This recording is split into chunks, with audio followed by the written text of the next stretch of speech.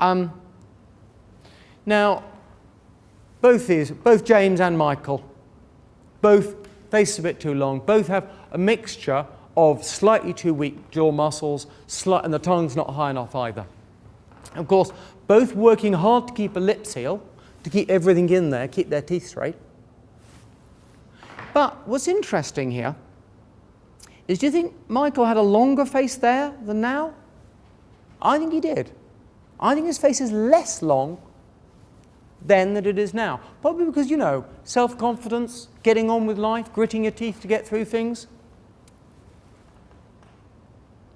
Or Kate, do you think she's getting better or worse? I think she's getting a little bit worse. I mean, it's not fair to compare two photos, one with lips closed, one with lips apart, because then that can give you a slight bias. But I definitely think her face is getting a little bit longer. Yeah? People don't stay the same. People change. You just imagine that's the way it is. But look at those people who had the strokes. They change greatly. Watch people who have a car accident and sever their nerves. They change dramatically. So what? We've grown already. Well, obviously that's what I'm getting on to next. It doesn't matter. Even if you've grown already, you can still be liable to change. We showed earlier on, we showed Stephen Hawking. Look how grossly he changed quite late in life. It is possible to change later in life. I've mentioned these ones earlier on. Unilateral muscle weakness, I mentioned just a second ago again. They were fully grown, mature individuals when they went to change in the wrong direction. Now, surely, if people can change in the wrong direction, they should be able to change in the right direction. I know that I look better now than I did 10 years ago. Because I've made a concerted effort to get my tongue on the roof of my mouth and chew more, a bit more chewing gum, a bit more this sort of thing. But mainly my tongue on the roof of the mouth. That's what is the seat of facial beauty. Now, in the work I'm doing, and I would love someone to prove me wrong, but I get the best facial changes in the world. And what I do is contrary to the opinion of modern orthodontics, because if what I do is right, what they do is wrong.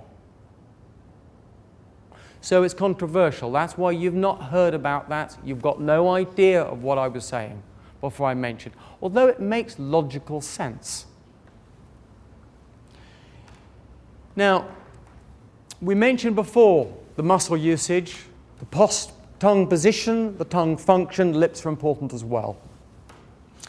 And I guess you've had a lot about diet, and I would thoroughly recommend the caveman diet, but I'd recommend the caveman diet not just because it's nutritional, but because it's tough. It's a hard diet. It's going to give you a facial workout. That's one of the reasons our ancestors didn't have problems, was because they were eating a tough diet. It's this mixture of tough diet, good posture, you'll get a good facial growth. If one of those goes wrong, you'll probably survive. If both of those go wrong, your face heads south, it melts away.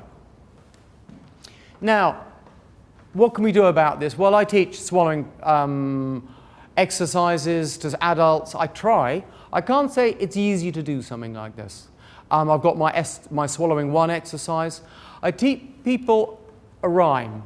I say, teeth together, lips together, tongue on the roof of your mouth. Teeth together, lips together, tongue on the roof of your mouth. You should remember that. Then you should need to balance your tongue and your biting muscles a little bit. Who here, by the way, grinds their teeth? Don't stop the force of your jaw muscles.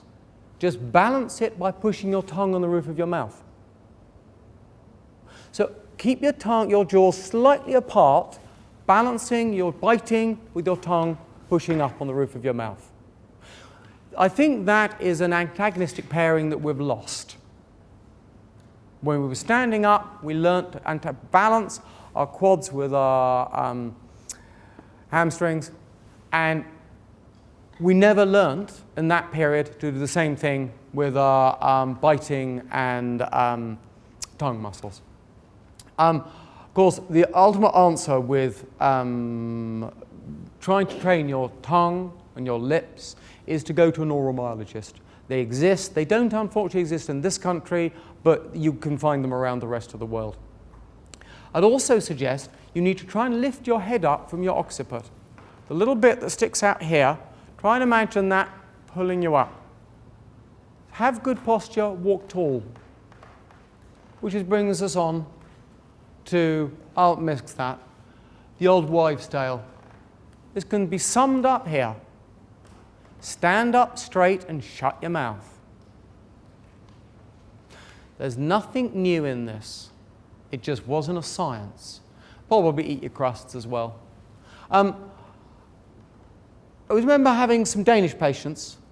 Well, they used to be the Danish patients. They had a Danish grandmother. Their mother was Danish. And whenever they went on holiday to Denmark, they'd say, "Oh, I tell you, Michael, when we go on holiday, our jaws ache from all the tough food, particularly that tough dark brown bread." And that's another thing that had me thinking, because I then studied in Denmark, and they're a prettier race than the English. Is it the genes, or is it the bread? I'd argue it's the bread, nothing to do with the genes. Nothing made Claudia Schiffer or Kate Moss more attractive than the fact they had their tongue on the roof of the mouth. And that's it. Now, we're fighting a small battle because we want to get this information out. Yeah? We're fighting a small battle. My father's running one. He's asking for people to be fully informed before they have surgery. We have something, the concept of fully informed consent. People are having surgery for these problems, never knowing it's an environmental condition and things could be done to affect them before they start. And I'm asking for debate on the cause of malocclusion. When you don't understand something, you start at the bottom, you start with the cause. And when you get the cause worked out, you work your way up. And it's the one area where we've got good information. So I'm asking for debate within my profession on the cause of malocclusion. I've yet to get anywhere, no one wants to debate with me. And of course, we need these concrete angles to fight suppression, which is related to money.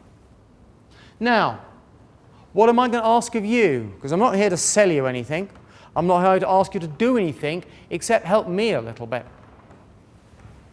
How can you help me? Well, you can join my Facebook page. Got any questions, you can ask me those on that Facebook page. You can join the Orthotropic Facebook page, not as relevant, but this is where I'm asking for debate. Why crooked teeth? Why are our teeth crooked? And there's so much more to it than crooked teeth, as I've described to you. It's actually how you look, and that's probably more important to you than most other things. It's incredibly important to you. But unless you didn't know about this, other people don't know about this, unless that information gets out, it's freely accessible, then things don't change. Anyway, that's all, folks.